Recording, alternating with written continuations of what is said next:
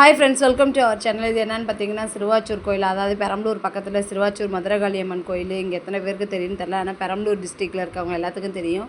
சமயபுரம், திருச்சி சமயபுரம் அடுத்ததுக்கப்புறம் பார்த்திங்கன்னா சிறுவாச்சூர் மதுரகாளியம்மன் கோயில் வந்து ரொம்பவே ஃபேமஸ்ஸு.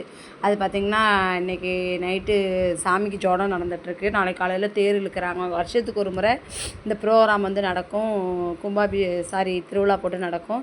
அத்தனை நாள்னு வச்சுருக்காங்க. நாளைக்கு காலையில் 8 மணிக்கு தேர் இழுக்க ஸ்டார்ட் பண்ணுறாங்க. கோயிலை சுற்றி பார்த்திங்கன்னா ரொம்பவே சூப்பராக டெக்கரேஷன் பண்ணி ரொம்பவே அழகாக இது பண்ணியிருந்தாங்க.